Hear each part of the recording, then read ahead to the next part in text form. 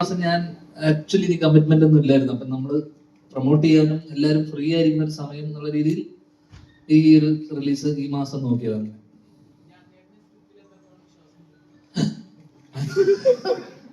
എടാ അങ്ങനെ വിശ്വാസം എന്ന് വെച്ചാൽ നമ്മുടെ വിശ്വാസത്തിന്റെ പുറത്താണല്ലോ നമ്മളിത് സിനിമയാക്കിയത്. സിനിമയാക്കിയത് അന്നൊരു വിശ്വാസം ഉള്ളത് കൊണ്ടാണല്ലോ.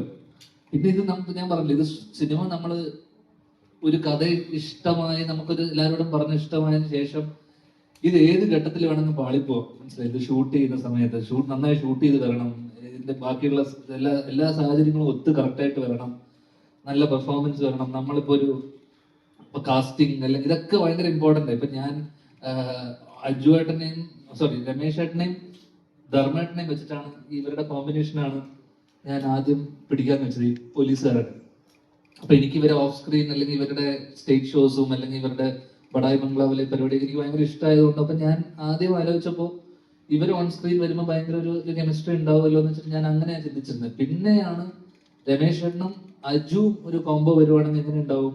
അപ്പൊ ഇവര് ഫസ്റ്റ് ഡേ തന്നെ നമുക്ക് ഓൺ സ്ക്രീൻ ചില ആൾക്കാർക്ക് ഒരു കെമിസ്ട്രി ഉണ്ടാവില്ല, ഒരു ഗിവ് ആൻഡ് ടേക്ക്. അപ്പൊ ഇതൊക്കെ കറക്റ്റ് ആയിട്ട് വരണം. ഇതിൽ ഏതെങ്കിലും പാളിപ്പോയി കഴിഞ്ഞാലും ഇതൊന്നും കറക്റ്റ് വന്നില്ലെങ്കിലും നമ്മൾ വിചാരിച്ച പോലൊന്നും പരിപാടി വർക്കാവില്ല. ജീവയായിക്കോട്ടെ, ദിവ്യനായിക്കോട്ടെ, എനിക്ക് ഈ പറയുന്ന ഇതിലുള്ള എല്ലാ കഥാപാത്രങ്ങളും ഞാൻ കണ്ടിട്ടുള്ളതും എനിക്കറിയാവുന്ന എൻ്റെ അടുത്ത സുഹൃത്തുക്കളാണ്. ജീവ ചെയ്ത റോൾ ആയിക്കോട്ടെ, ദിവ്യൻ ചെയ്തതായിക്കോട്ടെ, ഇവരെയൊക്കെ ഞാൻ എൻ്റെ അടുത്ത സുഹൃത്തുക്കളാണ്. അപ്പം ഇവരെയൊക്കെ എനിക്ക് എവിടെയെങ്കിലുമൊക്കെ റിലേറ്റ് ചെയ്യാൻ പറ്റുന്നത് കൊണ്ടാണ് ജീവയുടെ ഷോസും അല്ല ആങ്കർ ചെയ്തതും അല്ലെങ്കിൽ ജീവയുടെ യൂട്യൂബ് ഇതൊക്കെ ഞാൻ കണ്ടിരുന്നു. അപ്പം ആ രീതിയിൽ എനിക്ക് എനിക്ക് എൻ്റെ ഈ കൂട്ടുകാരനുമായിട്ട് എനിക്ക് അധികം റിലേറ്റ് ചെയ്യാൻ പറ്റും. ദിവ്യനെ എനിക്ക് ഇതേപോലെ സിനിമക്കപ്പുറത്തൊരു പരിചയവും ബന്ധമുണ്ട്. ദിവ്യനാണ് ഈ പ്രൊജക്ട് ആദ്യം ഇനീഷ്യേറ്റ് ചെയ്യുന്നത്. അപ്പം ദിവ്യനോട് ഞാൻ അങ്ങോട്ട് ചോദിക്കുന്നത് അതായത് ഇത് ചെയ്യുമോ, കാരണം പഴയ വിന്റേജ് മുകേഷ് ഏട്ടന്റെ ചില മാനറിസവും ഇതൊക്കെ അളിയന്റെ കയ്യിലുണ്ട്. അപ്പം എനിക്ക് പെട്ടെന്ന് അളിയന്ത് ചെയ്തു കഴിഞ്ഞാൽ എങ്ങനെ ഉണ്ടാവും. അപ്പൊ ആ രീതിയിൽ ഇതൊക്കെ എല്ലാം ഒത്തു വന്നാൽ മാത്രമേ ഒരു കംപ്ലീറ്റ് ഒരു സാധനം ഉണ്ടാവുള്ളൂ.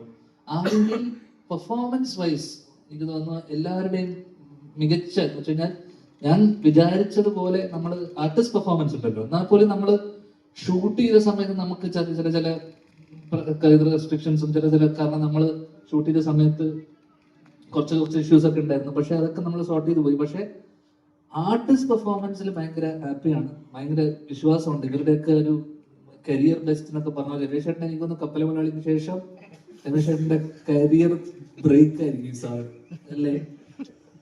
കപ്പല മലയാളി കണ്ടിട്ടാണ് ഇത്